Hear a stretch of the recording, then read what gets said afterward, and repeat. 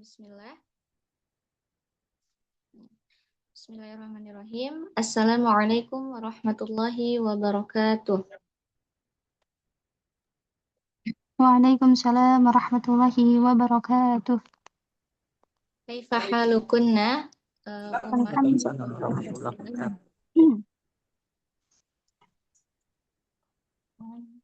Kaifa halukunna akhwat wa ummahat? Khair. Alhamdulillah. Mudah-mudahan semuanya dalam keadaan sehat walafiat dimanapun antuna berada. Insya Allah kita langsung saja ya dibuka kajian sore hari ini. Bismillahirrahmanirrahim. Innal hamdalillah nahmaduhu wa nasta'inuhu wa nastaghfiruh wa na'udzu billahi min syururi anfusina min sayyiati a'malina may yahdihillahu fala mudhillalah wa may yudlilhu fala hadiyalah. Asyhadu an la ilaha illallah wahdahu la syarikalah wa asyhadu anna Muhammadan 'abduhu wa rasuluh la nabiyya ba'dah. Alhamdulillah, segala puji bagi Allah. Alhamdulillah, berkat rahmat Allah sehingga kita semua dapat berkumpul, bertemu lagi dalam rangka acara kajian pada sore hari ini, yaitu fikih muslimah ya, dengan judul rumah tangga. Temanya yaitu ketika cinta diuji syariat. Nah, yang akan dibahas insya Allah banyak ya. Dan kalau misalkan tidak cukup waktunya dia dibahas hari ini, mungkin insya Allah akan dilanjutkan di pekan depan ya, kalau tidak cukup waktunya. Adapun yang akan dibahas di sini yaitu di sini ya akhwat, ada talak, rujuk, hulu, zihar, ila, qad, sama li'an ya, dan akan disampaikan oleh Ustazah Fauziah Habibah. Kemudian salawat beserta salam senantiasa kita curah limpahkan, kita junjungan kepada suri tauladan kita yang telah membawa dari zamannya kegelapan menuju zaman yang begitu terang benderang, adalah Habibana wa Nabiyana wa Maulana Muhammad Sallallahu Alaihi Wasallam. Tidak lupa kita senantiasa bersolawat kepadanya dengan solawat Allahumma sholli ala Sayyidina Muhammad wa ala ali Sayyidina Muhammad. Baik, akhwat wa ummahat, di sini sudah ada berapa peserta ya? Ya mungkin belum semuanya hadir. Ya tidak apa-apa ya, kita langsungkan saja. Mungkin insya Allah yang lain akan menyusul. Baik, di sini saya akan menyampaikan rangkaian acara. Ya. Yang pertama pembukaan, kemudian selanjutnya tilawah, kemudian yang ketiga materi inti, kemudian ada tanya jawab, dan terakhir penutup. Baik, akhwat wa ummahat, mari kita buka kajian fikih muslimah sore hari ini dengan membaca basmalah bersama-sama. Bismillahirrahmanirrahim. Alhamdulillah telah kita buka acara ini. Kemudian selanjutnya kita akan mendengarkan bacaan tilawah yang akan dibacakan oleh Ukhti Maisarah beserta Ukhti Nisa. Ukhti Maisarah dan Ukhti Nisa hadirah. Hadirah Ustazah. Alhamdulillah. Baik, tafadholi untuk membacakan tilawah.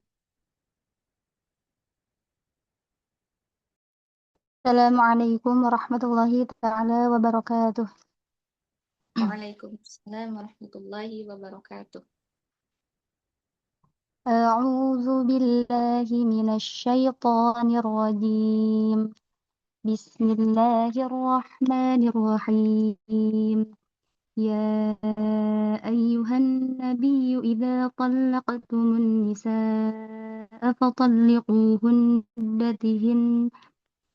فطلقوهن لعدتهن وأحصوا العدة واتقوا الله ربكم لا تخرجوهن من بيوتهن ولا يخرجن إلا أن يأتين بفاحشة مبينة وتلك حدود الله ومن يتعد حدود الله فقد ظلم نفسه لا تدري لعل الله يحدث بعد ذلك أمرا فإذا بلغن أجلهن فأمسكوهن بمعروف أو فارقوهن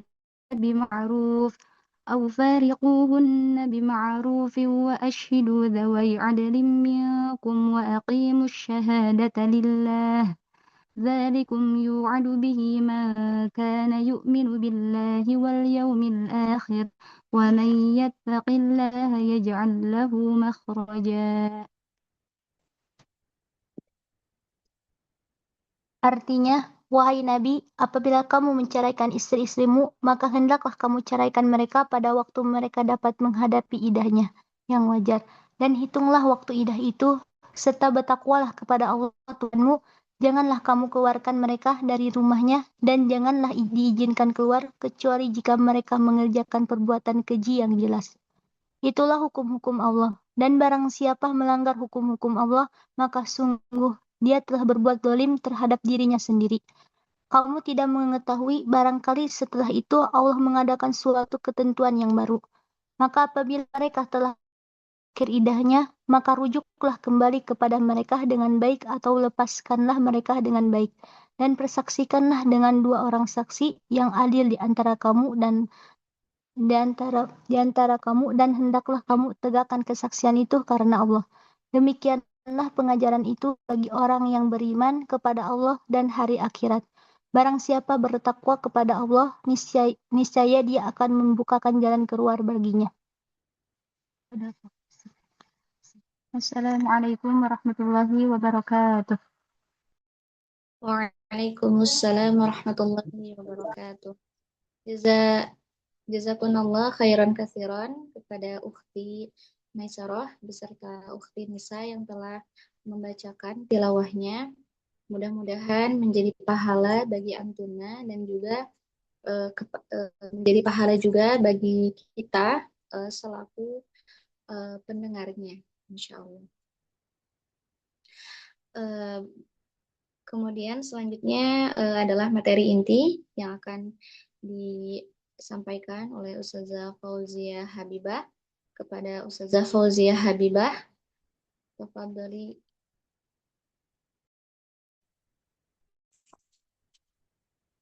Syukran Ustazah Sila. Barakallahu fiik, jazakillahu khairan. Assalamualaikum warahmatullahi wabarakatuh. Waalaikumsalam warahmatullahi wabarakatuh. Bismillah, alhamdulillah, wassalatu wassalamu ala rasulillah wa ala alihi wa sahbihi wa mawalah amma ba'du. Segala puji hanya milik Allah Subhanahu wa Ta'ala yang telah melimpahkan begitu banyak nikmat kepada kita semua. Itu diantaranya nikmat iman, nikmat Islam, kesehatan, dan kesempatan pada sore ini kita bisa berkumpul kembali di ruang Zoom ini, cari ilmu lagi. Dan serta salam semoga surah limpahkan kepada junjungan kita Nabi Muhammad SAW, para sahabat yang istiqomah mengikuti sunnahnya zaman. Tawati umahati fillah yang insya Allah dirahmati Allah Subhanahu wa Ta'ala. Alhamdulillah pada kesempatan yang mulia ini insya Allah kita akan dari salah satu yang sangat penting dari Islam, yaitu rumah tangga. Ini pasti mungkin udah ada yang bertahun-tahun ya akhwat, hadis ya, ada para santriat Al-Qudusiyah juga bergabung di sini. Dan ini sebagai ilmu ya, insya Allah ilmu untuk semuanya, bukan berarti untuk mengamalkan itu, tetapi untuk mewaspadai ya. Karena yang akan kita bahas pada sore kali ini adalah meliputi tentang talak, lihar, ila, rujuk, kemudian ada qadhaf, ada juga li'an ya. Dan ini semua adalah pembahasan tentang rumah tangga, bahkan bisa kita katakan itu adalah ujian dalam rumah tangga gitu ya. Dan mudah-mudahan setiap waktu, setiap detik yang kita lalui dalam Zoom meeting ini menjadi pemberat amal soleh kita ya, dan juga menjadi pemberat timbangan kebaikan kita di hari kiamat. Amin ya rabbal alamin. Akhwati fillah yang dirahmati Allah Subhanahu wa taala, mudah-mudahan antuna diberikan kesabaran ya, sabar dalam mencari ilmu. Ya, mencari ilmu itu butuh kesabaran. Kesabaran dalam mencari ilmu itu adalah sesuatu yang sangat penting gitu ya. Kenapa? Karena kata Rasulullah Shallallahu Alaihi Wasallam, dunia mal'unah. Dunia itu terlaknat ya, akhwati fillah. Segala yang ada di dalam dunia adalah terlaknat. Mal'unun ma fiha. Semua yang sifatnya dunia itu terlaknat. Kecuali kata Rasulullah, illa dzikrullahi wa ma walahu wa aliman au muta'alliman. Tidak akan terlaknat kecuali siapa? Kecuali orang yang zikir kepada Allah gitu ya. Makanya kita ketika cari ilmu, ketika lagi ngapain aja gitu ahwat. Ketika kita lagi pegang HP, kita lagi di perjalanan, kita lagi bekerja, atau lagi mengurus anak atau dengan kesibukan apapun, maka usahakan kita ingat kepada Allah Subhanahu wa taala. Kemudian apalagi yang tidak terlaknat ya kata Rasulullah ini ya. Kata beliau bahwa yang tidak terlaknat itu adalah aliman au muta'alliman. Orang yang mengajarkan ilmu dan orang yang menuntut ilmu. Subhanallah ya. Jadi ketika dunia ini kata Rasulullah terlaknat, tetapi ada orang-orang atau ada bagian yang tidak terlaknat. Itu salah satunya orang yang mencari ilmu, juga yang mengajarkan ilmu. Dan mudah-mudahan kita termasuk orang-orang yang tidak terlaknat ya. Laknat itu apa? Yang terjauhkan dari rahmat Allah Subhanahu wa taala. Berarti kalau tidak terlaknat, lawannya adalah orang-orang yang dirahmati oleh Allah Subhanahu wa taala. Ya, semoga dengan niat kita untuk mempelajari fikih rumah tangga ini, akhwati fillah yang sudah bergabung di Zoom pada sore ini, yang mana pembahasannya tadi tentang talak ya dan sebagainya sudah sampai ke Ustazah Sila, bahwa dalam hukum-hukum ini pun memberikan pengetahuan kepada kita ya, bahwa pemahaman yang benar tentang talak dan sebagainya, sehingga kita dapat lebih berhati-hati. Jadi kalau misalkan kaum laki-laki ketika memahami hukum talak, rujuk dan sebagainya, mereka agar lebih mewaspadai gitu. Jangan sampai jatuh kepada hukum-hukum yang disebutkan dalam syariat ini. Kemudian juga kaum perempuan kita gitu, ketika mempelajari hukum talak dan sebagainya, dalam hal ini agar kita mewaspadai juga, jangan sampai kita membuat pasangan kita jengkel, terjadilah hal-hal yang tidak diinginkan. Waliyadzubillah. Maka di sini agar kita lebih berhati-hati, mewaspadai juga dan menjadikan ilmu, atau misalkan yang udah punya menantu gitu ya, atau juga mungkin ada tetangganya yang bertanya, dan ini adalah hukum Allah Subhanahu wa taala yang disebutkan dalam Al-Qur'an, juga dalam sunnah Nabi Shallallahu alaihi wasallam. Maka akhwati fillah, sebelum kita memasuki pembahasan intinya gitu ya, kita sama-sama memohon kepada Allah Subhanahu wa taala agar memberikan kepada kita ilmu yang bermanfaat ya. Jadi ilmu itu bukan hanya sebatas kita tahu loh talak itu seperti ini, misalnya rujuk seperti, bukan hanya seperti itu ya. Tetapi ketika kita mendapatkan ilmu, kita ingin ilmu tersebut bermanfaat untuk kita semua, dan juga amal yang kita perbuat pun diterima oleh Allah Subhanahu wa taala dengan hati yang ikhlas. Amin ya rabbal alamin. Taib akhwati fillah, sudah ada di layar ini ya, insya Allah ini akan kita bahas. Boleh Ahwat kalau mau minta PDF-nya ya. Kita sama-sama belajar ya, insya Allah. Baik. Paling pertama insya Allah kita bahas terlebih dahulu tentang hakikat pernikahan. Nah tadi ya Ahwat Tifila di sini mungkin ada yang udah berpuluh-puluh tahun ya. Mungkin ada yang udah 20 tahun. Mungkin boleh angkat tangannya di sini Ahwat Tifila. Atau 10 tahun, atau mungkin baru setahun.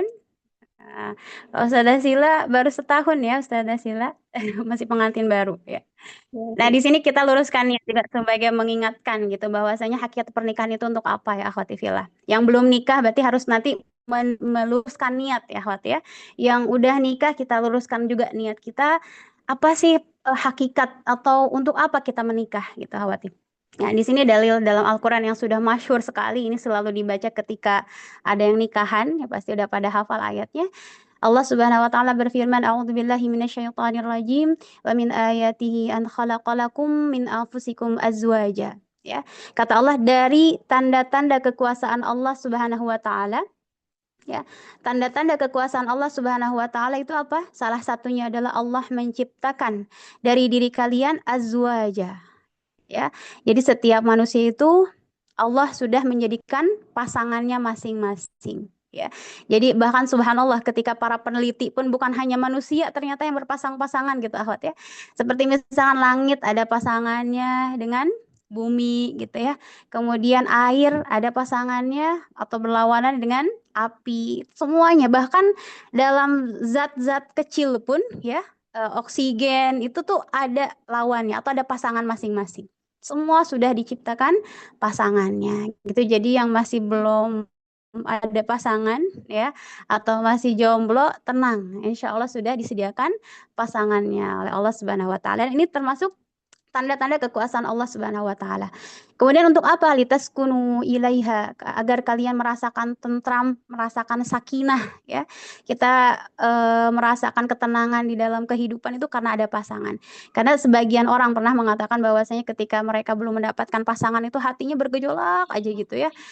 Ketika ketemu lawan jenis dia tuh bawaannya nggak tenang, pengennya ngelamun dan sebagainya.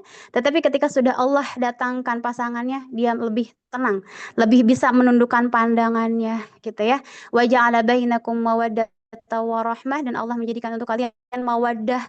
Mawaddah itu rasa cinta, wa rahmah dan kasih sayang. Dan ini dari Allah, ya.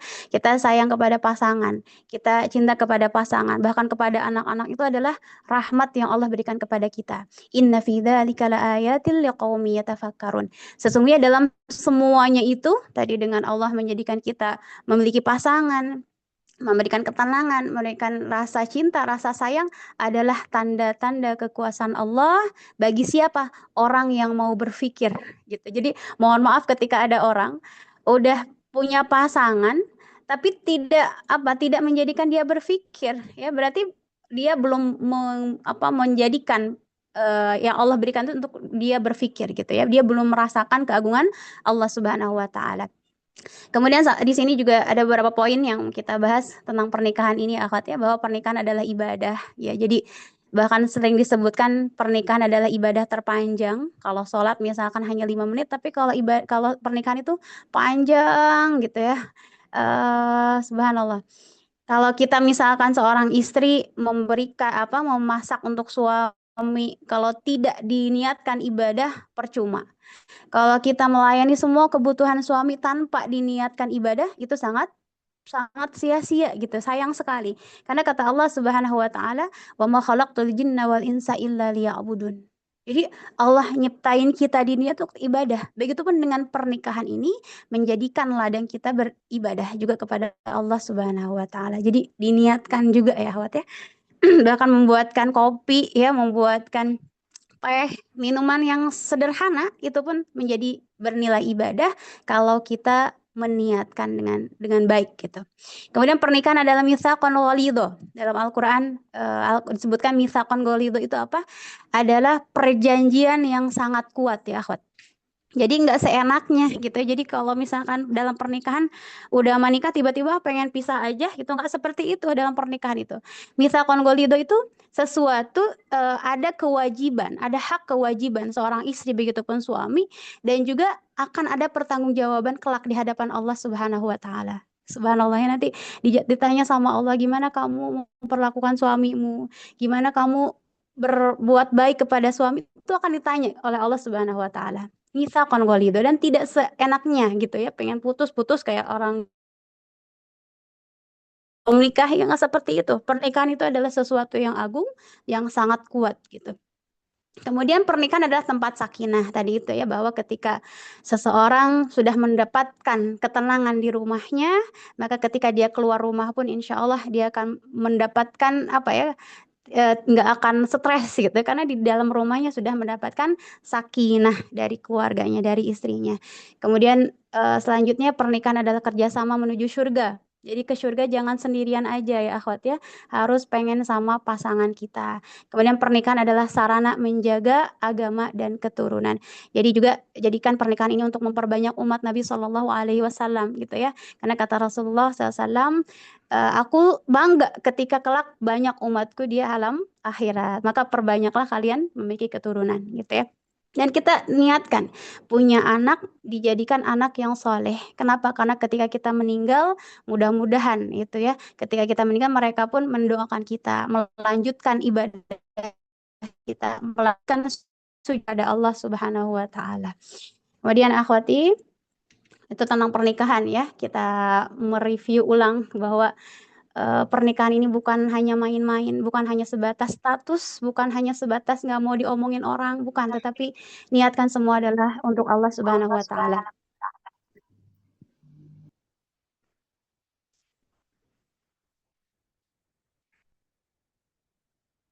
Baik.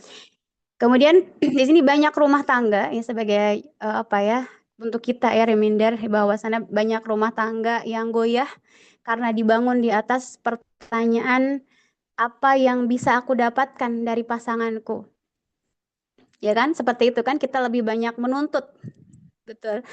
Kita dapat apa ya dengan pernikahan ini gitu. Padahal gitu kalau kita ubah bagaimana aku bisa menjadi jalan kebaikan bagi pasangan ini menuju ridho Allah Subhanahu wa taala. Jadi kita jangan banyak menuntut tetapi memberikan apa yang terbaik gitu kan ya.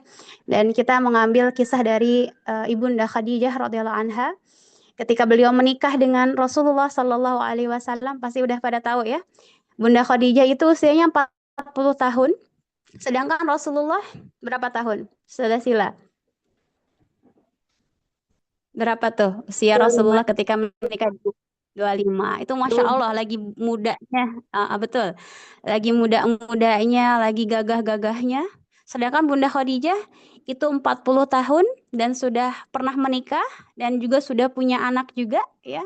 Dan dia seorang janda gitu. Sehingga saat itu menjadi ramai perbincangan oleh kaum wanita di kota Mekah. Mereka mengatakan, wah, sangat beruntung Khadijah katanya karena mendapatkan Rasulullah SAW. Waktu itu belum diangkat jadi Rasul ya, seorang sosok Nabi Muhammad yang gagah, yang tampan gitu ya, kemudian juga amanah. Beliau Rasul itu sudah memiliki tanda-tanda kenabian dari sebelum diutus menjadi Nabi gitu ya, nggak pernah bohong ya, nggak pernah minum khamr dan tidak pernah melakukan hal-hal yang buruk gitu, dan sudah terkenal di sekitar kota Mekah. Sehingga menjadi perbincangan kaum perempuan saat itu. Beruntung sekali Khadijah katanya, karena memiliki suami yang idaman. Tapi apa yang dijawab oleh Bunda Khadijah? Aku tidak memikirkan itu katanya. Tetapi aku berpikir bagaimana aku memberikan yang terbaik untuk Nabi Muhammad Sallallahu Alaihi Wasallam. Luar biasa kan, kita tahu kisah Ibunda Khadijah yang mana beliau menginfakkan semua hartanya. Beliau kan kaya raya gitu ya. Tetapi ketika sudah Rasulullah diangkat menjadi nabi, saat itu mengharuskan beliau mengeluarkan semua hartanya gitu untuk dakwah Islam, beliau keluarkan. Jadi itu bukti pengorbanan ya akhwat ya, bahwa pernikahan itu bukan hanya kita dapat apa, tetapi apa yang sudah kita korbankan, apa yang sudah kita persembahkan untuk pasangan kita. Begitu harusnya ya.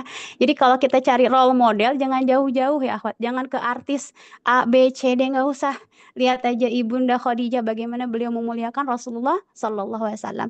Sehingga dalam sebuah hadis disebutkan gitu soal bahwasanya Ibunda Khadijah itu ketika saat nggak ada makanan gitu ya, tidak ada makanan di rumah, kemudian juga anak-anak berisik ya. Kemudian juga beliau ketika akan menyusui Sayyidah Fatimah, beliau sampai nggak keluar ASI sama sekali, saking udah nggak ada apapun, nggak ada makanan di rumahnya gitu, subhanallah.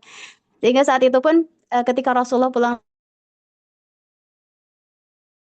lu nggak ada makanan, nggak pernah ngeluh, anak berisik, nggak, tetapi beliau tetap bersabar. Bahkan di saat Rasulullah SAW dalam keadaan terpuruk pun beliau tetap menjaga perasaan Rasulullah gitu, jangan ikut panik gitu. Dan inilah contoh ya untuk kita semua bagaimana Ibunda Khadijah memperlakukan pasangan, bahkan Rasulullah SAW. Sehingga Ibunda Khadijah pun mendapatkan salam dari Allah Subhanahu wa taala dan juga mendapatkan salam dari malaikat Jibril alaihi salam. Ya, saat itu Ibunda Khadijah sebenarnya pekerjaan yang sederhana untuk kita ya, Akhwat ya. Ibunda Khadijah sedang membawakan makanan dan minuman untuk Rasulullah SAW saat itu. Kemudian kata malaikat Jibril, wahai Muhammad, wahai Rasulullah, sampai itu Khadijah kata atau malaikat Jibril itu datang Khadijah membawakan makanan untukmu, sampaikan salam dariku dan dari Allah Subhanahu wa taala.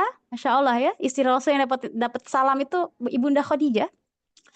Dan sampaikan kepada Khadijah bahwasanya dia akan mendapatkan rumah di surga dan tidak akan ada kebisingan, tidak akan lelah di surga itu. Subhanallah. Kalau sampaikanlah oleh Rasulullah kepada Ibunda Khadijah dan bagaimana pasti senang banget gitu ya. Dan begitulah Ibunda Khadijah ketika menjadi role model untuk kita ibunda kita itu adalah Ibunda Khadijah radhiyallahu anha dan ummahatul mukminin yang lain. Bagaimana beliau memperlakukan Rasulullah Shallallahu Alaihi Wasallam, tidak banyak menuntut, tetapi beliau mengusahakan apa yang bisa beliau berikan kepada Rasulullah Shallallahu Alaihi Wasallam, gitu ya, akhwat ya. Kemudian di sini ya akhwati fillah tentang rumah tangga, tentang pernikahan. Ini merupakan di sini rumah tangga menjadi sasaran utama syaitan. Ya. Kalau kita lihat surah Al-Baqarah wattaba'u ma tatlu syayatin, ada ayat yang paling panjang itu tentang setan itu. Propaganda terbesar itu adalah menggoda rumah tangga manusia. Jadi kalau cuma nyuruh orang nggak sholat biasa aja, ngajakin orang minum khamar biasa aja gitu ya. Tetapi propaganda terbesar setan itu adalah bisa memisahkan antara suami dan istrinya. Ini bukan hal sepele ya akhwat ya. Sedangkan sudah terkenal sekali bahwa di Indonesia saat ini gitu ya menjadi terjadi perceraian tertinggi itu di Indonesia. Banyak sekali. Padahal di sini kata Rasulullah SAW bahwasanya rumah tangga menjadi sasaran utama syaitan. Kita baca hadisnya ya, kata Rasulullah SAW, Inna iblisa yada'u arsyahu alal ma. Ya, bahwa sesungguhnya iblis meletakkan singgasananya di atas air. Itu dalam sebuah riwayat bahwa setiap sore gitu ya, iblis mengumpulkan pasukannya, summa yab'atsu sarayahu. Kemudian mengirim pasukannya, jadi iblis mengirimkan pasukannya ke seluruh pelosok bumi ya. Kemudian fa'adnahum minhu manzilatan a'dhamuhum fitnatan. Yang paling dekat kedudukannya dengan iblis. Jadi iblis itu bukan nenek moyang, rajanya dari semua setan itu namanya iblis, atau yang dulu menggoda Nabi Adam alaihissalam dan Siti Hawa saat itu. Dan yang paling dekat dengan iblis itu adalah orang yang paling besar fitnahnya, atau orang yang membuat dosa yang dilakukan oleh manusia gitu ya. Dan kemudian yaji'u ahaduhum fayaqul. Datanglah seorang dari mereka. Dan dia berkata, fa'altu kada wa kada, wahai iblis gitu ya. Aku telah melakukan ini. Mungkin udah bikin orang nggak sholat, bikin orang lalai, bikin orang nyekrol, sampai lupa ibadah misalkan ya. Fayaqulu ma sana'tu syai'an, kata iblis apa? Kata iblis, kamu belum melakukan apa-apa. Masih sepele gitu ya, bukan hal yang besar. Kemudian datang lagi salah satu dari syaitan, fayaqulu ma taraktu hatta farraqtu bainahu wa baina imraatihi. Kata setan ini, aku tidak meninggalkan seseorang hingga aku berhasil memisahkan antara dia dan istrinya, antara seorang laki-laki dengan istrinya. Jadi dia terus menggoda satu pasangan sehingga mereka berpisah, sehingga suami istri ini bercerai. Kemudian kata iblis, fayaqulu ni'ama anta. Jadi kalau dalam bahasa Arab ini, kamu udah bagus banget, udah top lah bahasanya gitu ya. Engkau benar-benar hebat, ni'ama anta. Maka di sini pun menjadi dalil ya akhwati fillah, perpisahan seorang suami dan istri adalah sebuah kesuksesan untuk syaitan. Waliyadzubillah ya. Jadi jangan dianggap sepele. Maka di sini pun ya akhwat menjadi renungan ketika suami dan istri saling diam berhari-hari, setan tersenyum. Jadi kalau ada suami istri cemberut aja ya, nggak mau ngobrol, nggak mau sapa, itu setan yang tersenyum ya akhwat. Kemudian ketika keduanya lebih sibuk mencari kesalahan, jadi yang dicari kesalahan kamu begini, tapi lupa dengan kebaikan pasangan, maka setan pun bersorak gembira. senang gitu ya, naudzubillah. Dan ketika rumah yang seharusnya menjadi tempat sakinah, yang harusnya menjadi tempat kita berteduh, tempat kita mendapatkan ketenangan, tetapi menjadi medan pertengkaran, begitupun iblis sangat senang ya, menjadi kemenangan yang sangat besar bagi mereka gitu. Jadi di sini pun hati-hati gitu ya, ternyata dengan cemberutnya kita, dengan berantemnya kita dengan pasangan itu adalah salah satu propaganda syaitan untuk memisahkan antara suami dan istrinya. Baik akhwati fillah, nah di sini ujian besar ya dalam rumah tangga. Jadi kalau lagi cari ilmu ada ujiannya gitu ya. Ujiannya mungkin berupa kalau pelajaran fikih ya, ada ujiannya, pelajaran bahasa Inggris, matematika ada ujian masing-masing. Begitupun ya akhwat, dalam rumah tangga pun ada ujian besar yang disebutkan dalam Al-Quran dan hadis, dan bagaimana kita menyikapinya ya akhwat. Di sini ada tolak dan rujuk ya, kemudian insya Allah juga tentang khulu kita bahas juga zihar, ada ila, ada qadhaf dan li'an ya akhwati. Mungkin udah pernah dengar ini. Ya, kita bahas bareng-bareng ya, akhwat ya. Talak. Nah, ini udah sering kita dengar ya. Talak itu apa? Di sini kita bahas pengertiannya. Talak itu apa? At-talak artinya melepaskan ikatan atau membebaskannya. Secara bahasa lepas itu yang namanya tolak. Kemudian secara istilah adalah melepaskan ikatan pernikahan dengan lafaz tertentu yang diucapkan oleh suami atau yang mewakili dirinya. Jadi ada ucapan yang mana lafadznya nanti kita bahas ya, lafadznya apa saja, kemudian juga dilafalkan oleh suami kepada istrinya. Dan yang memiliki talak hanya suami ya, bukan istri. Sampai kata para ulama, kalaulah talak berada di tangan istri, maka dia akan mentalak suaminya mungkin sehari 100 kali. Subhanallah ya. Kenapa? Karena perempuan itu dengan sifat lemah lembutnya, mereka lebih mendahulukan perasaan gitu. Nggak suka ada ini langsung pengen pisah gitu ya. Dan berbeda dengan suami. Sehingga di sini talak hanya dimiliki oleh suami. Kalau yang dimiliki perempuan nanti kita bahas insya Allah. Dan di sini ada dalil dalam Al-Baqarah, at-talaqu marratan fa imsakum bima'rufin aw tasrihum bi ihsan. Talak yang dapat dirujuk, maksudnya yang bisa balik lagi kalau misalnya seorang telah mentolak istrinya, kemudian pengen rujuk lagi, ini hanya ada 2 kali. Itu 1 kali dia mentolak istrinya masih bisa balik lagi. 2 kali misalkan talak kedua dia masih bisa balik lagi. Tapi setelah itu nggak boleh rujuk kecuali dengan cara yang lain. Baik akhwat. Baik, di sini hukum talak, di sini ada hukumnya macam-macam ya, bermacam-macam. Yang pertama, hukum talak bisa wajib, bisa sunnah, bisa mubah, bisa makruh, bisa haram. Jadi dalam fikih itu tidak ada yang wajib, ada yang sunnah, dan sebagainya. Kapan talak itu wajib? Wajib apabila terjadi perselisihan yang tidak memungkinkan. Jadi kalau misalkan ketemu berantem aja gitu ya, nggak ada baik-baiknya, atau mohon maaf terjadi KDRT, ya terjadi pertengkaran, suaminya mukul, istrinya ikut mukul, akhirnya nggak selesai-selesai, maka di sini tolak menjadi wajib. Kalau suaminya nggak mau tolak, nanti ada caranya, bisa diajukan ke pengadilan atau ke hakim. Kemudian juga yang kedua, hukum tolak itu bisa jadi sunnah. Kapan? Apabila istri melakukan pelanggaran agama yang berat dan tidak dapat diperbaiki. Misalkan istrinya nggak mau, kalau dikasih nasihat nggak mau denger gitu ya, disuruh pakai jilbab nggak mau. Nah maka di sini tolaknya di sini pun hukumnya menjadi sunnah, lebih baik berpisah karena mungkin suaminya udah nggak bisa didik lagi gitu. Kemudian yang ketiga ada mubah, hukumnya boleh ketika terdapat kebutuhan yang kuat untuk berpisah, mungkin dengan hal yang sederhana tetapi memang tidak bisa bersatu lagi, ya udah hukumnya silahkan aja. Kemudian ada yang makruh, menceraikan istri tanpa alasan yang dibenarkan syariat.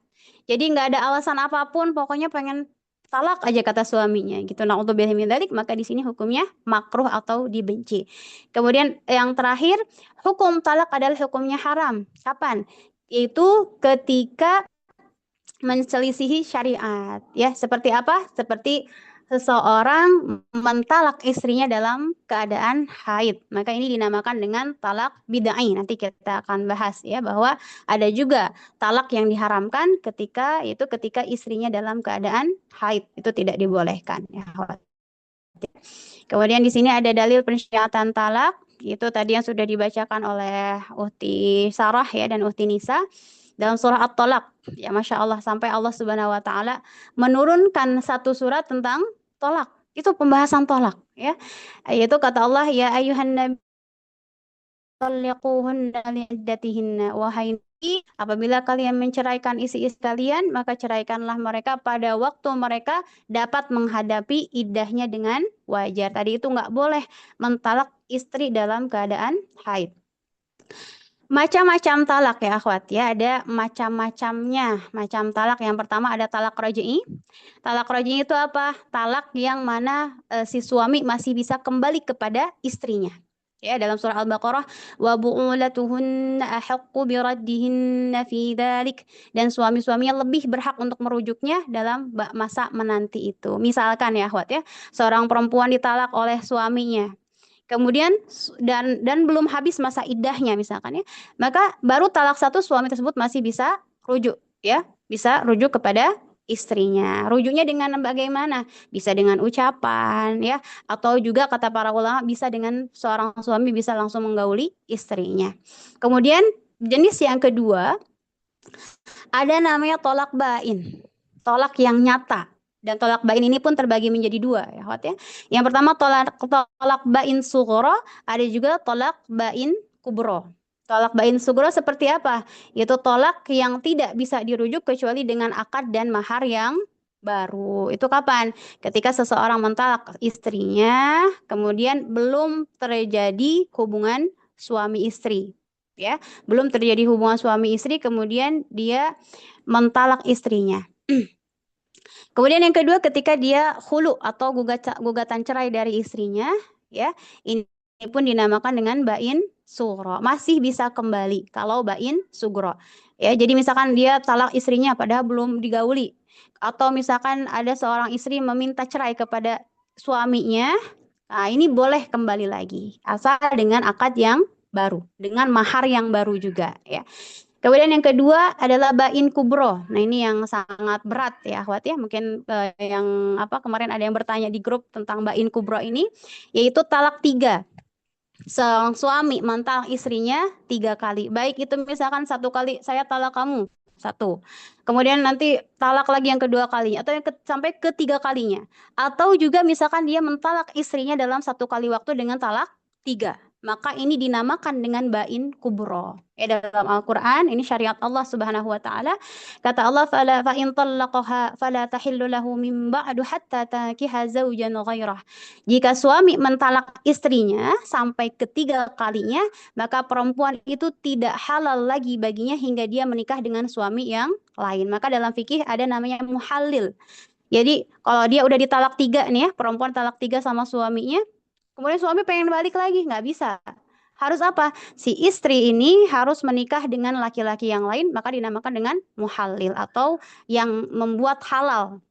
Ya, tetapi muhallil ini akhwati fillah ya, tidak boleh settingan. Ya mohon maaf misalkan kata suami yang mantan suaminya, kamu nikah ya sama istri saya bayar kamu. Nah ini nggak bisa.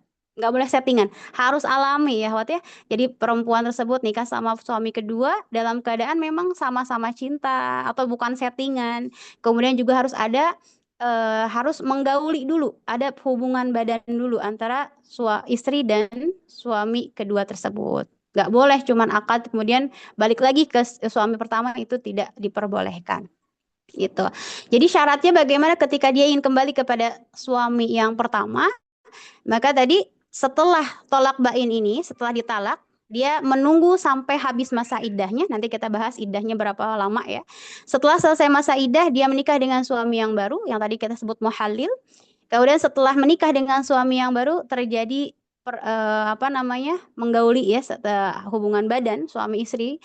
Setelah itu harus tidak dalam satu waktu tentunya. Kemudian setelah ada hubungan badan, dia pun harus diceraikan 3 kali juga oleh suami yang kedua. Gitu. Setelah itu nunggu masa iddah, kemudian baru bisa kembali ke suami yang tadi itu.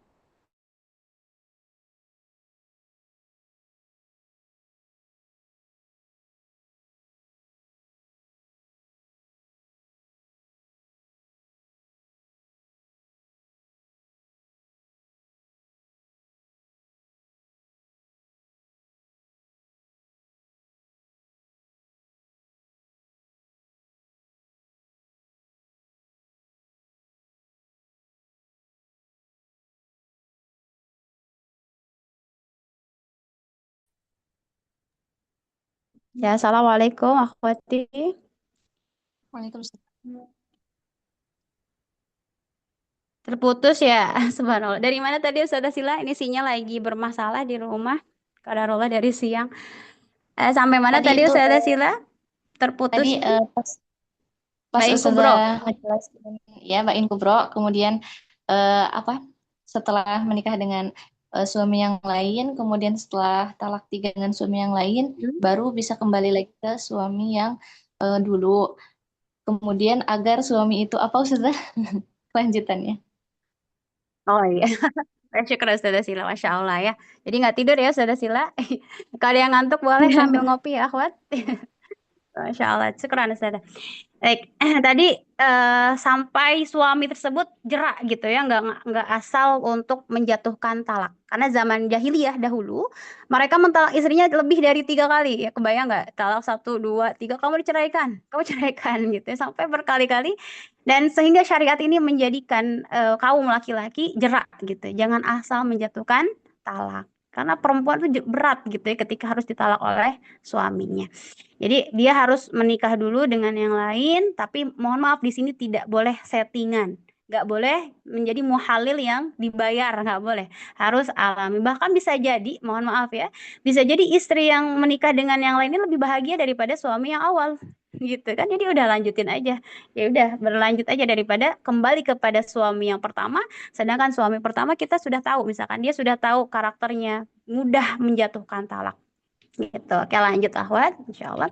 Kemudian jenis talak dilihat dari kondisi istrinya. Ya, talak itu terbagi menjadi 3, dilihat dari kondisi istri. Yang pertama ada talak sunnah, talak bid'ah. Jadi yang bid'ah itu bukan amalan aja gitu ya. Tapi juga dalam talak ada juga bid'ah. Dan ada juga talak yang tidak sunnah dan tidak bid'ah. Apa yang talak sunnah? Yang talak sunnah itu maksudnya yang diperbolehkan. Ya, bukan disunahkan talak, bukan. Yang diperbolehkan ketika seorang suami mentalak istrinya dalam keadaan suci. Jadi nggak dalam keadaan haid.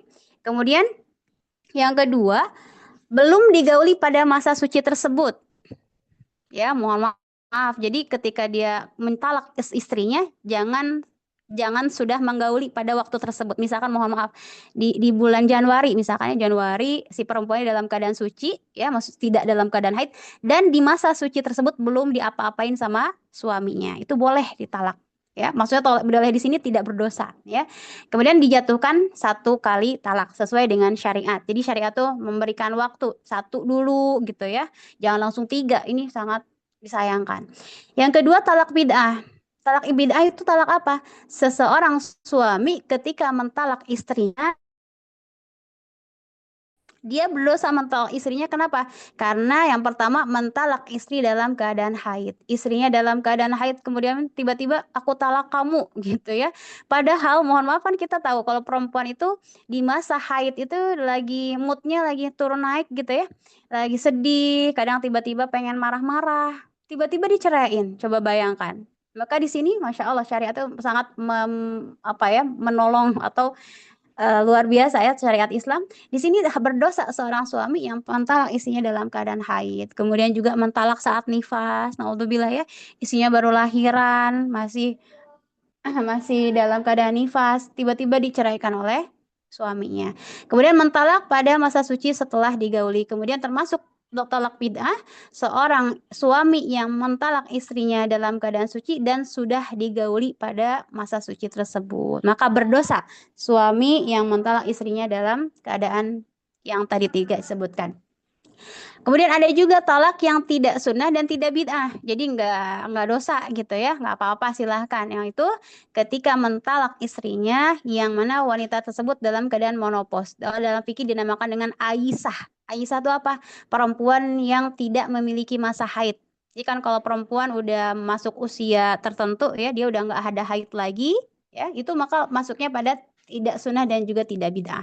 Kemudian anak kecil ya, misalkan anak kecil dinikahin belum haid, kemudian ditalak atau diceraikan, maka ini pun hukumnya masuknya tidak sunnah dan juga tidak bid'ah. Di sini ada lafadz talak. Lafadz talak yang pertama ada sharih, ada kinayah. Sharih itu tegas ya. Tegas seperti apa? Contohnya mohon maaf ya, aku ceraikan kamu. aku talak kamu. Jadi dalam bahasa Arab itu ada 3 bahasa, ada tolak, ada sarahah, sorry, ada tolak, ada farik, ya, itu maknanya sama, berpisah, bercerai, ya. Ketika seorang laki-laki mengatakan ini, lafaz aku ceraikan kamu, aku talak kamu, aku pasrahkan kamu, ya aku talak kamu, maka ini talaknya jatuh meskipun tanpa niat menurut mayoritas ulama. Jadi walaupun, mohon maaf, seorang laki-laki bercanda sama istrinya, bercanda ya, kamu cantik, aku talak kamu ya, misalkan. Nah ini udah sah talaknya, naudzubillahi min dzalik ya. Jadi bercandanya pun akan dianggap serius. Ada 2 yang bercanda tapi dianggap serius. Yang pertama menikahkan, yang kedua menceraikan. Misalkan ada bapak-bapak ketemu sama pemuda, misalkan, aku nikahkan kamu ya sama putri aku, ya misalkan seperti itu. Terus kata laki-laki, oh iya aku terima, walaupun bercanda, itu sudah sah pernikahannya. Begitupun cerai, walaupun cuma bercanda si suaminya, aku ceraikan kamu ya, gitu misalkan, itu pun sudah jatuh talaknya. Ya, kemudian yang kedua ada kinayah, sindiran. Ini memerlukan niat ya, jadi nggak pakai bahasa cerai, nggak pakai bahasa talak. Contohnya bagaimana? Pulanglah kamu ke rumah orang tuamu. Mungkin sering dengar kata ini ya, Ahmad. Ya. Pulang kamu ke rumah orang tua kamu. Nah, ini perlu difahami dulu. Ini maksudnya apa gitu ya. Jangan sampai tiba-tiba ketika seorang istri diginiin sama suaminya, dia langsung, ya udah berarti kita talak. Nggak begitu ya, Ahwat. Karena di sini tidak ada kata talak, tidak ada kata cerai. Maka tidak bisa diartikan ini menjatuhkan talak. Bagaimana di sini? Maka butuh niat. Maka tanya lagi, maksud kamu apa? Kalau kata suami, ya aku ceraikan kamu, maka sudah jatuh talak, jatuh cerai. Atau misalnya kita berpisah aja, misalnya kata suaminya ya. Bisa apa maksudnya pisah ranjang, pisah jalan-jalannya misalnya, atau aku ke pasar kamu ke mana misalnya. Bukan, ini merupakan kinayah atau sindiran yang membutuhkan niat. Kalau niat suaminya mengatakan itu adalah untuk berpisah, maka menjadi hukumnya jatuhnya talak. Maka tanyakan lagi kepada suaminya gitu. Bagaimana jika talak 3 sekaligus? Ini menjadi permasalahan yang sering terjadi dan banyak juga ditanyakan ya oleh kaum muslimah, bingung ketika suaminya mengatakan 3 kali talak, apakah hukum talaknya jatuh 3 kali atau 1? Pendapat jumhur, yaitu mayoritas ulama, banyak yang mengatakan bahwa ketika seorang suami mengatakan aku jatuhkan kamu talak 3, maka itu sudah jatuh 3. Gitu. Ini jumhur ya, mayoritas ulama. Kemudian bagaimana pendapat yang lain? Jadi dalam fikih itu pasti ada perbedaan pandangan fikih ya Pak, pandangan para ulama. Kata pendapat yang lain bahwa tapi yang jumhur ya ini Akhwat ya, bahwasanya ketika seseorang menjatuhkan 3 kali sekaligus, itu jatuhnya hanya 1 talak saja. Ini pendapat yang didasarkan dari hadis Ibnu Abbas, kemudian juga ada dalam hadis Sahih Muslim, ada juga yang bahwa Rasulullah SAW juga di sini, Abu Bakar dan awal kekhalifahan Umar, talak 3 yang diucapkan sekaligus dihitung 1 talak. Tetapi pendapat yang masyhur para ulama bahwasanya ketika talak 3 disebutkan dalam sekaligus dalam 1 waktu, maka dihukumi 3 kali talak. Kemudian rujuk dan masa iddah. Ya tadi udah nolak istrinya tapi pengen balik lagi ya Akhwat. Bagaimana dong? Nah, di sini rujuk dan masa iddah. Ketika seorang suami sudah mentalak istrinya, kemudian wanita yang haid, maksudnya kondisi perempuannya bagaimana? Kalau perempuan yang masih memiliki masa haid, ya, jadi masih normal ya, bulanan, ada tamu bulanan gitu, maka bagaimana menghitung iddahnya?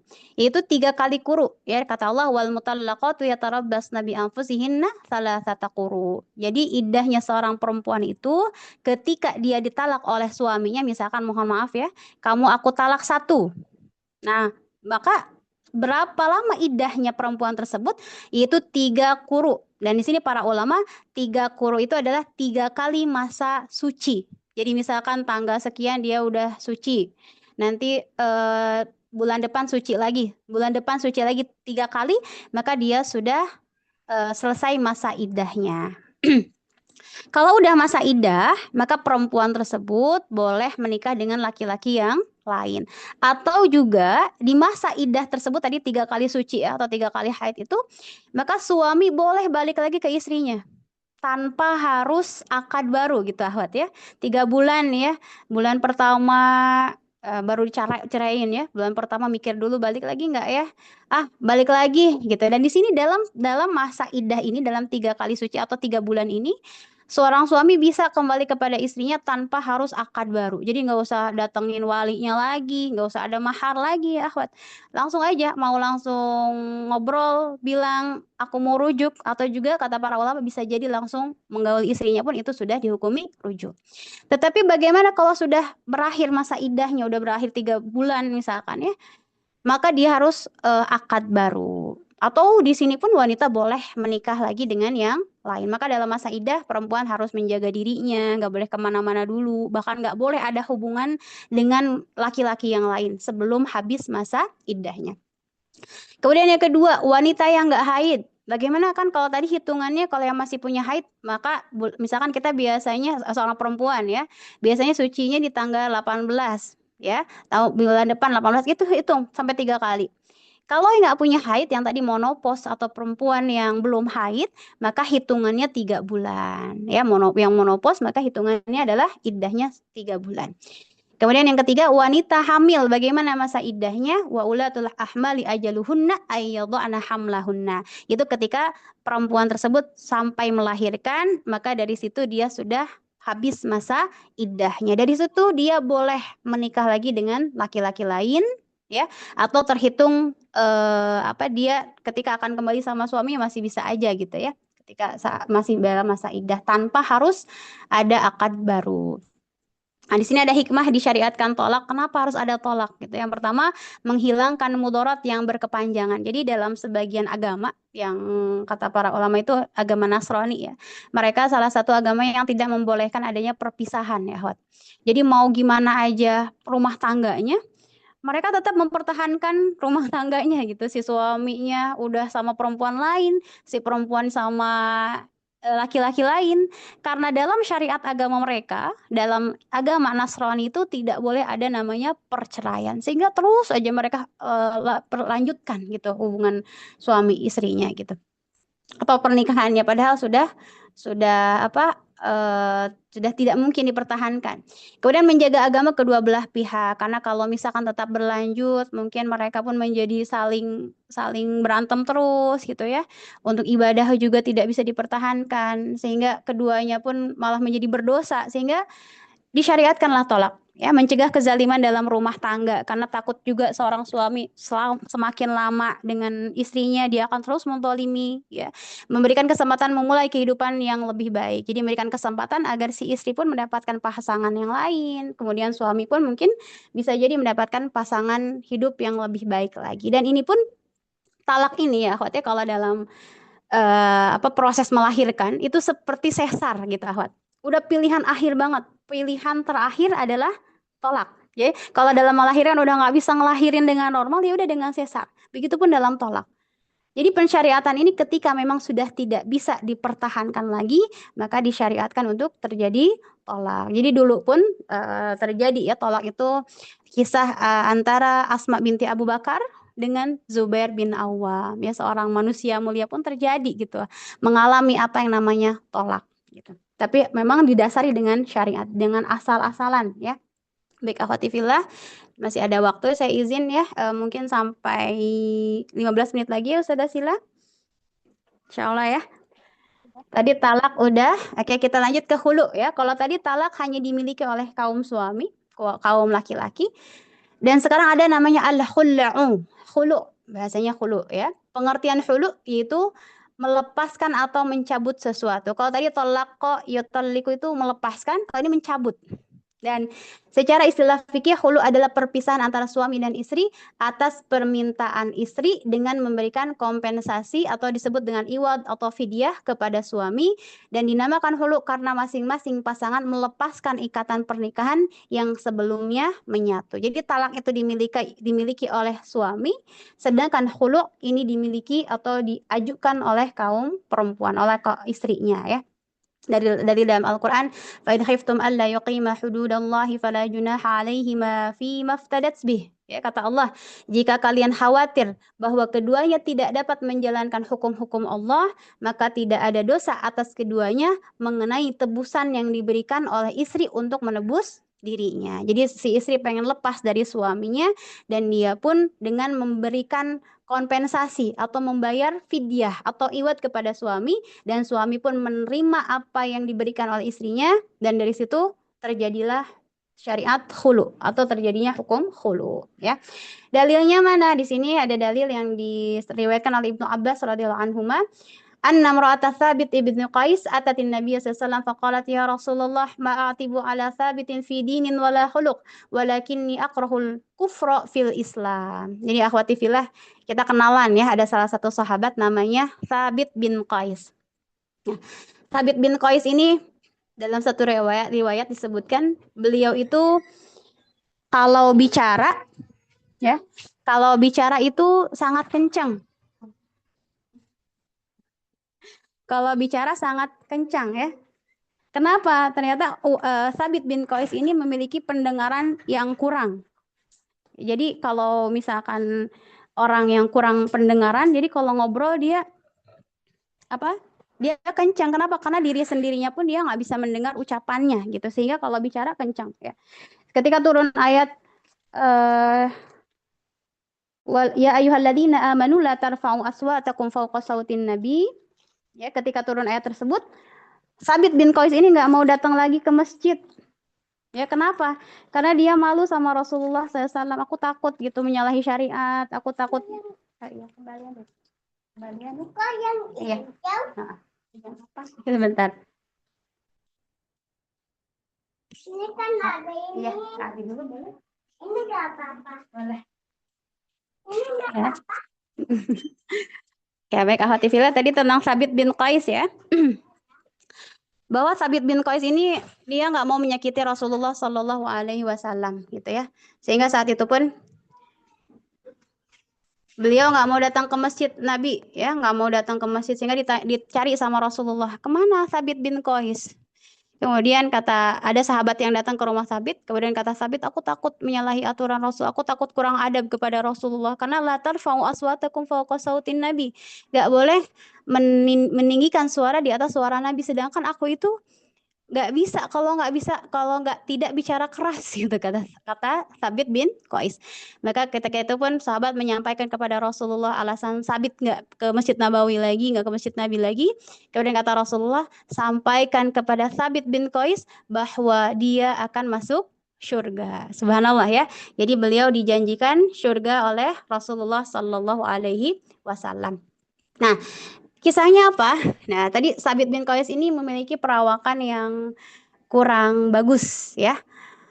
Satu ketika datanglah istri dari Thabit bin Qais kepada Rasulullah Sallallahu Alaihi Wasallam.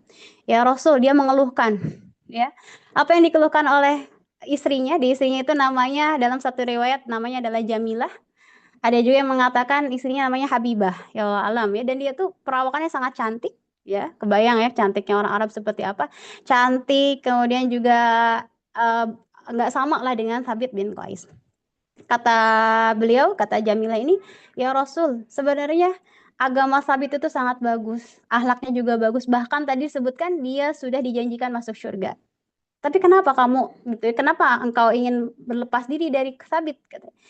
Dia katakan bahwasanya ketika aku melihat Thabit bin Qais bersama teman-temannya, dia itu paling hitam gitu ya kulitnya, paling berbeda dengan yang lain gitu, sehingga aku takut ketika aku meneruskan pernikahan dengan Thabit membuat aku kufur, membuat aku tidak bersyukur kepada Allah Subhanahu wa taala. Gitu, seorang sahabiah pun dia ketakutan gitu, ternyata aku takut kalau aku semakin lama dengan Thabit, aku menjadi orang yang tidak bersyukur, tidak taat kepada Allah. Sehingga saat itu pun dia meminta untuk berlepas diri, untuk bercerai dari Thabit bin Qais, atau disebut dengan hulu di sini. Sehingga kata Rasulullah SAW, "Ataruddina alaihi hadiaqatahu?"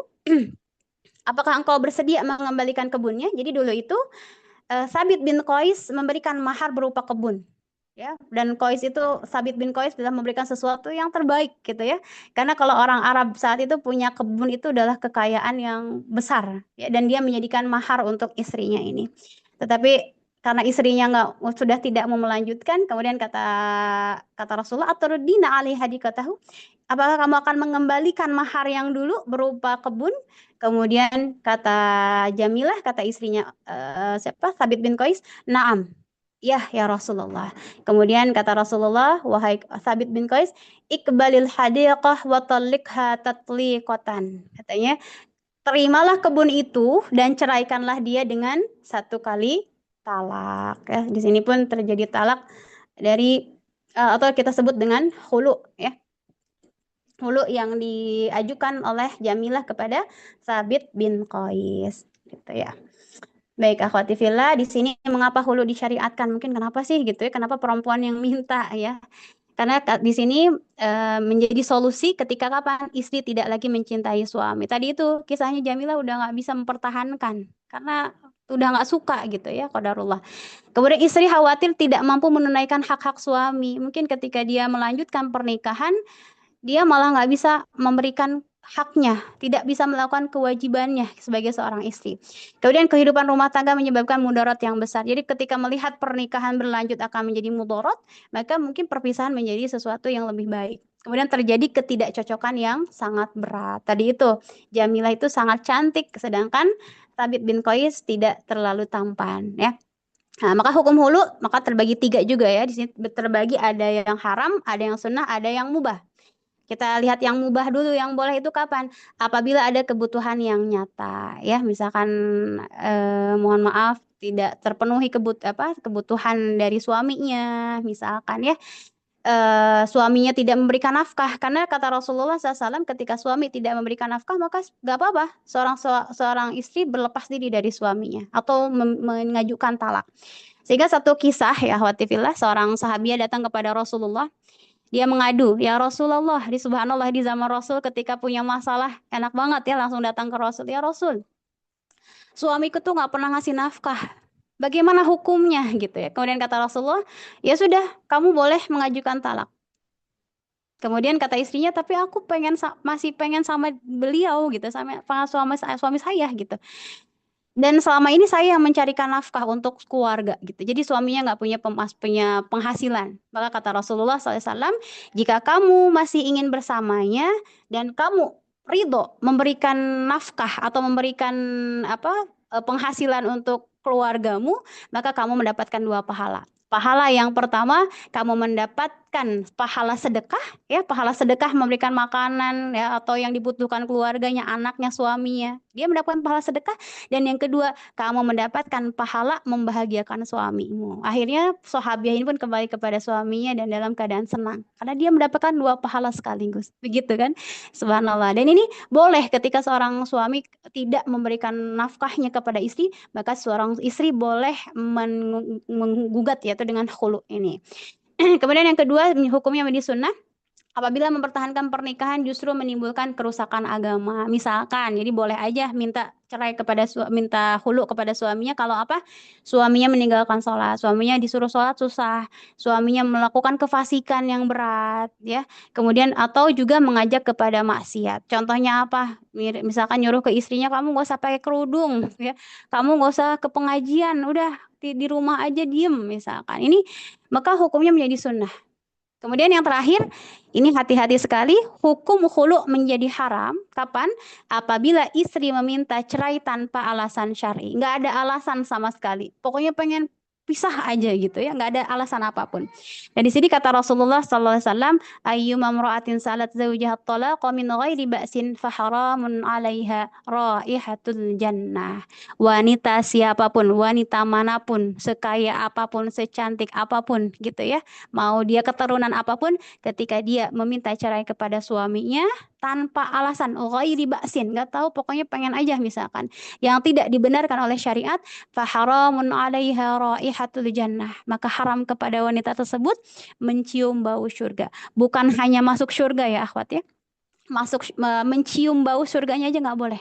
Padahal baunya surga itu bisa tercium dari beribu-ribu kilo, subhanallah. Dan naudzubillah, ketika ada seorang istri tanpa sebab alasan menghulu suaminya, maka dia tidak akan mencium baunya surga. Ya, akhwat ya.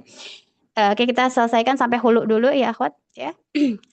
Kemudian yang paling utama di sini besaran tebusan dalam hulu. Yang tadi itu kan kalau Sabit bin Qais itu beliau memberikan kebun ya, memberikan mahar kebun. Mahar yang diberikan oleh Sabit dikembalikan lagi kepada beliau ya di hulu tuh. Yang paling utama adalah sebesar mahar yang pernah diberikan. Sebentar awat ini.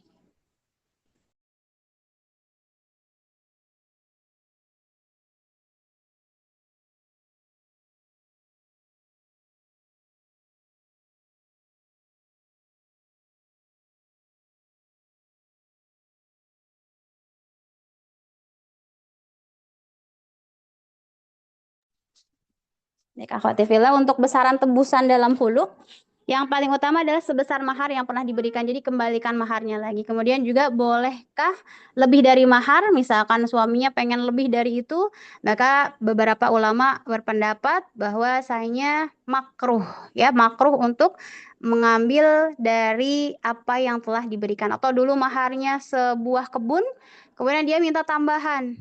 Pengen ditambah sawah misalkan, ini makruh hukumnya. Kenapa? Karena kata Allah, wala ta'khudhu minhu syai'a. Jangan mengambil sedikit pun dari apa yang telah diberikan. Maksudnya mahar segitu ya udah segitu, jangan dilebihkan lagi. Kemudian iddah wanita yang hulu. Kalau tadi kan tolak ada yang 3 bulan. Kalau hulu berapa? Pendapat jumhur iddahnya 3 kurus seperti wanita yang ditalak. Jadi pendapat yang pertama bahwasanya iddah wanita yang hulu sama seperti yang ditalak. Tapi ada juga pendapat yang lain bahwa iddahnya hanya 1 kali haid. Jadi kalau udah 1 kali haid dia boleh menikah dengan laki-laki yang lain. Amaroha an ta'tadda bihaidah. Itu Nabi memerintahkan untuk beriddah dengan 1 kali haid.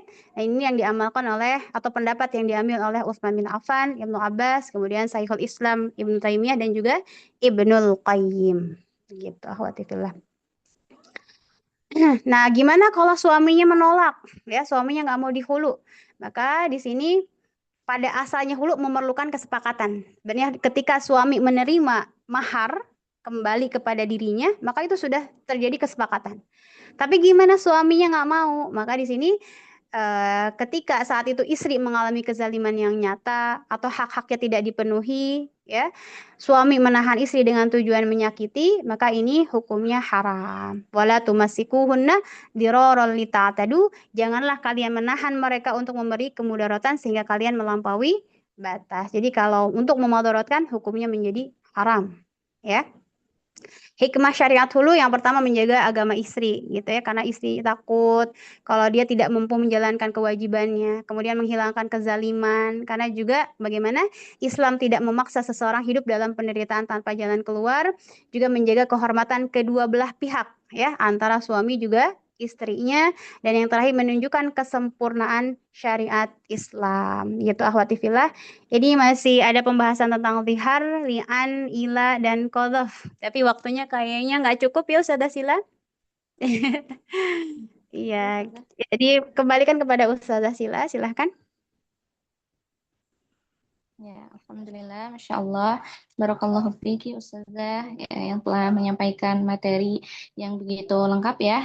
Di sini telah disampaikan materi yaitu tentang talak dan juga tentang hulu. Kemudian materi selanjutnya nanti akan dijelaskan lagi di pertemuan selanjutnya.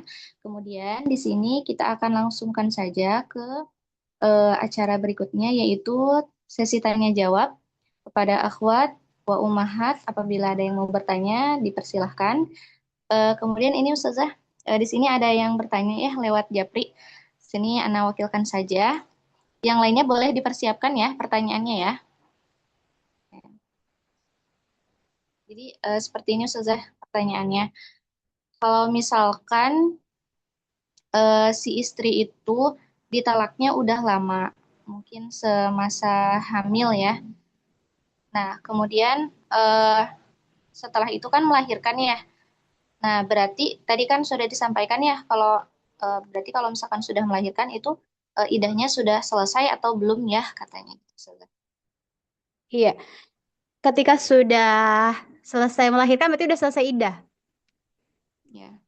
Jadi kalau dia talak satu misalkan, kalau talak satu ketika perempuan masih hamil, dia masih bisa rujuk.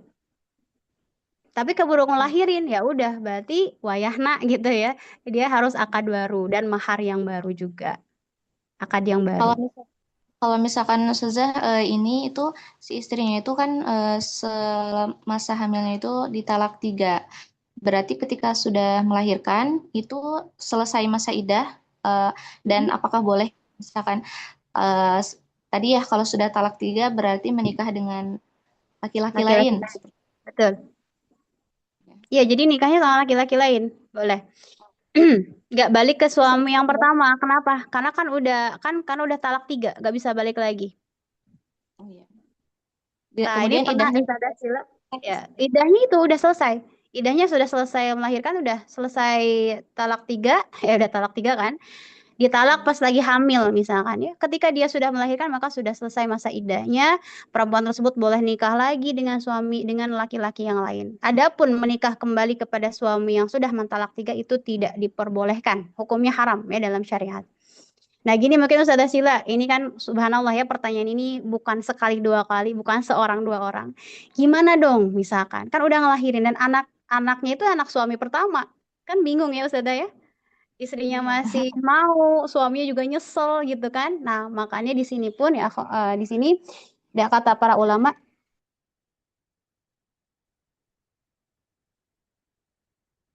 Ustazah suaranya Iya, afwan. Jadi di sini ada akhafud dororoin ya bidet ya bahasanya tuh. Lihat madorot yang lebih ringan. Mohon maaf ya, tadi kan suami yang pertama tuh pengen balik lagi tapi udah talak 3, gimana dong? Tadi kan hukum muhalil kayak Sada Sila. Hukum muhalil hukumnya apa tuh? Boleh nggak? Yang disetting. kalau di setting tidak boleh. Tidak boleh. Nah, gimana dong? Kalau misalkan si suami kekeh pengen balik lagi ke si istri, takut Ya. terjadi yang namanya zina. Takut terjadi yang namanya zina. Kalau dia tetap kembali lagi pun nanti hukumnya zina. Maka mana yang lebih ringan madorotnya? Maka sebagian ulama mengatakan ya udah adanya muhalil. Jadi apa yang menghalalkan ya di setting apa boleh lah. Ada seorang suami yang kedua gitu dibayar. Kemudian nanti ada perjanjian. Nanti kamu kalau sudah menikah ceraikan. Dan harus ditalak 3. Jadi oleh suami keduanya pun harus ditalak 3 gitu ya. Ditalak 3, kemudian nunggu masa iddah baru bisa kembali menikah dengan suami yang pertama. Dan ketika sudah menikah pun harus ada hubungan suami istri dulu. Gitu. Maka di sini pun menjadi apa tadi pelajaran untuk suami pertama ini gitu ya, jangan asal mentalak 3. Naudzubillahi min dzalik. Tapi di sini sehingga kalau misalkan ada 2 madorot antara zina dengan membayar muhalil, dengan setting muhalil, maka madorotnya lebih besar yang mana Ustazah Sila? Zina kan? Zina. Ya. Zina lebih madorot, maka diperbolehkan ada yang muhalil. Muhalil settingan. Dia settingan di sini ya udah nanti ada kesepakatan. Kamu ketika sudah nikah sama istri saya, ceraikan 3 kali, kemudian nanti kembali kepada saya. Tapi tidak seperti itu juga gitu ya. Kalau bisa jadi ketika dia menikah dengan suami yang kedua lebih bahagia, lebih soleh gitu ya, udah lanjutin pernikahan tersebut. Gitu. Kayak gitu, Sada Sila. Jadi selesainya ketika setelah melahirkan itu sudah selesai masa iddahnya. Wallahu a'lam bishawab. Berarti Ustazah ada bertanya lagi katanya.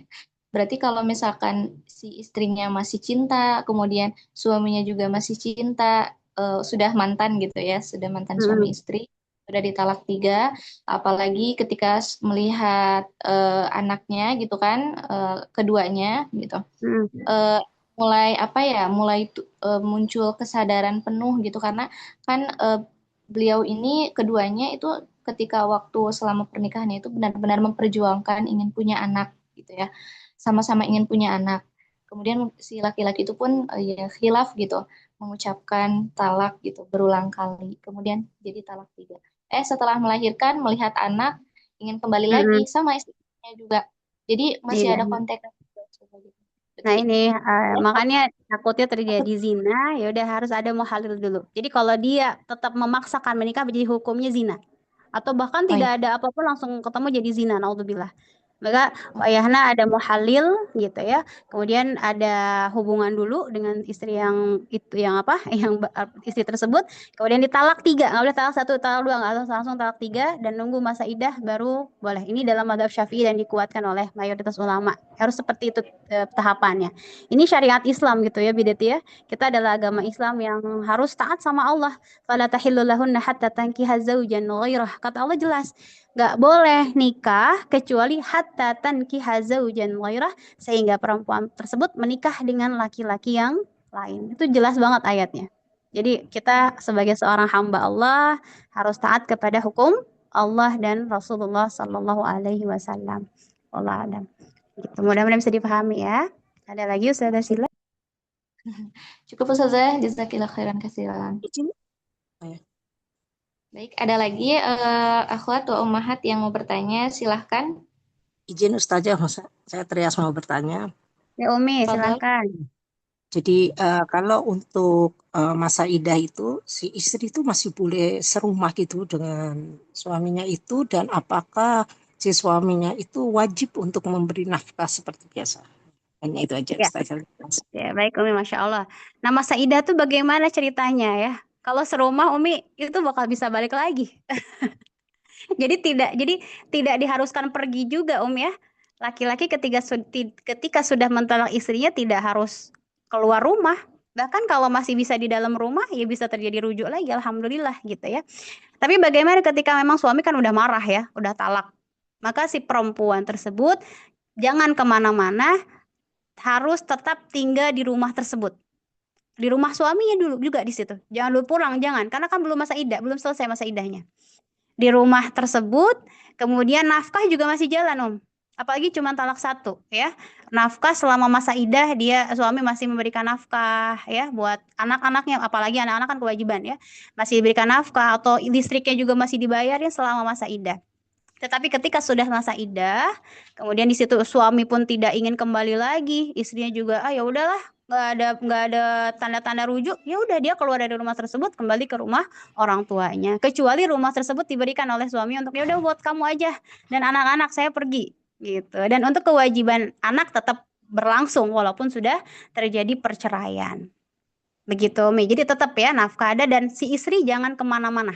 Ketika masa idah, perempuan tersebut gak boleh bersolek, mohon maaf, gak boleh chattingan sama lawan jenis, gak boleh jalan-jalan bahkan, ya, gitu. Kecuali kalau dia diam di tempat tersebut akan menjadi maldorot, misalkan kalau saya di rumah sendirian, takut ada maling, gitu ya, karena suaminya pergi, karena udah ditalak gitu. Maka lihat mana maldorot. Kalau memungkinkan dia pulang ke rumah orang tuanya, ya udah pulang. Tetapi yang paling afdol si perempuan tersebut tetap tinggal di rumah tersebut sampai selesai masa idahnya dan bahkan tetap diberikan nafkahnya. Begitu Umi, bisa difahami? Ya, syukran Ya, Ustazah. Wan Umi, barakallahu fiik. Ya Ustazah Sila. Nah, ada lagi akhwat atau ummahat yang mau bertanya?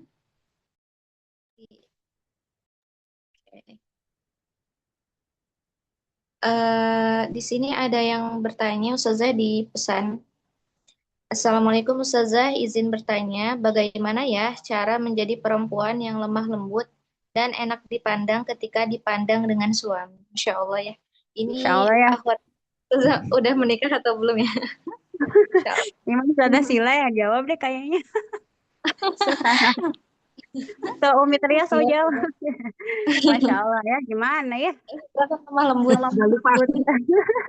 Udah lupa. Ini ada Umi Ani udah 20 tahun katanya, Masya Allah ya. Bisa nih Umi Ani mau share. Udah 20 tahun pernikahannya.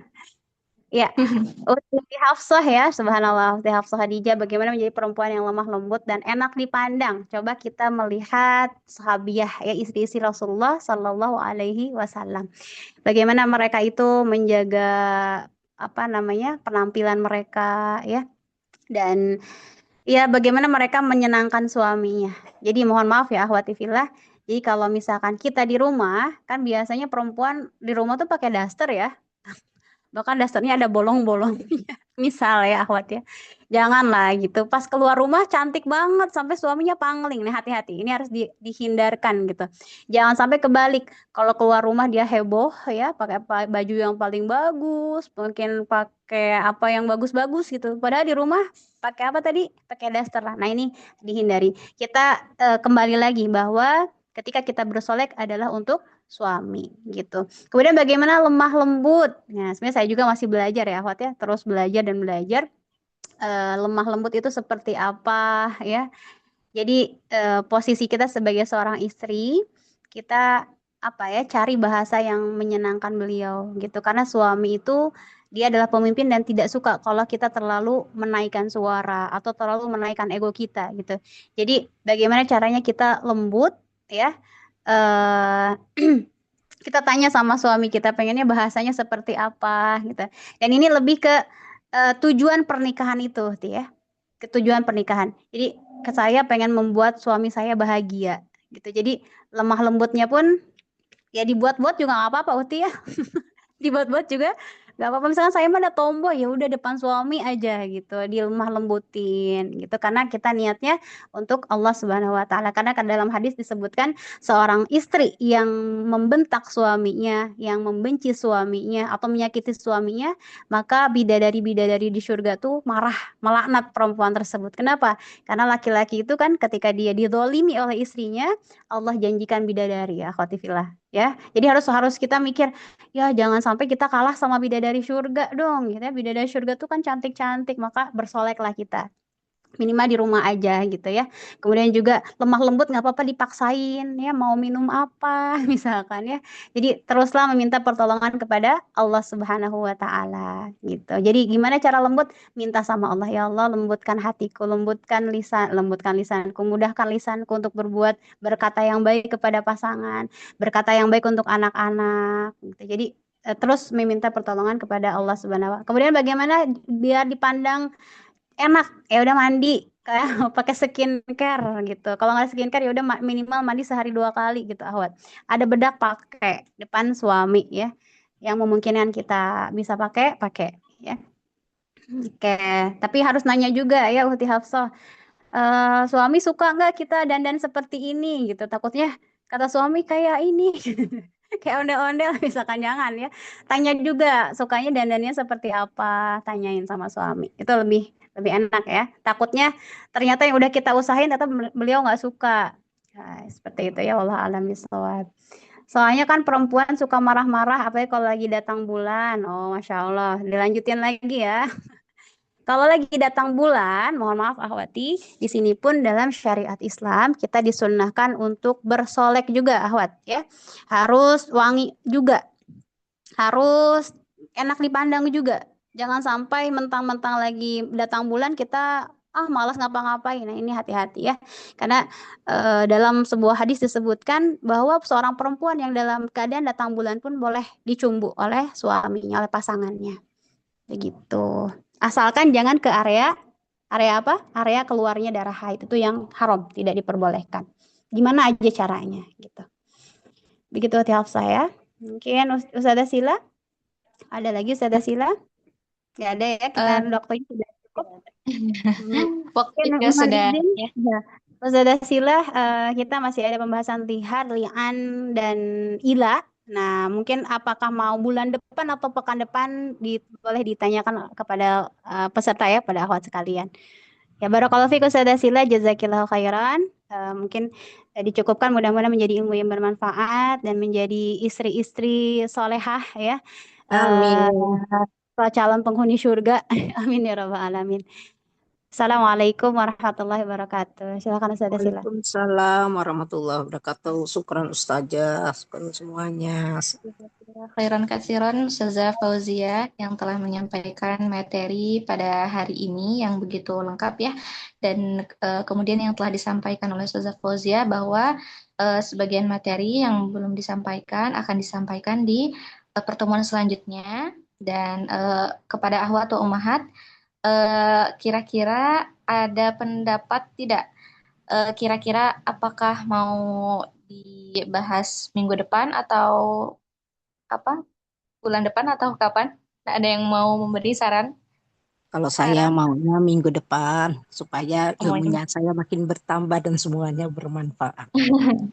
Iya ya Bunda ya. Jadi apa namanya masih seger gitu ya. Pekan ini Nggak terlalu lama disampaikan yang menyambung. materinya. Tidak terlalu jauh ya materinya ya. Baik, insya Allah. Kemudian ini ada pesan juga ya. eh Oke, baik. Mungkin sarannya insya Allah akan ditampung ya Ibu. Kemudian selanjutnya karena waktunya juga sudah menunjukkan pukul 17.30 ya. Sebentar lagi maghrib. Mari kita tutup saja kajian pada sore hari ini dengan membacakan hamdalah bersama-sama. Alhamdulillah. Alhamdulillahirabbil alamin. Supron, Kemudian Ustazah Sila kafaratul dan majlis. semuanya.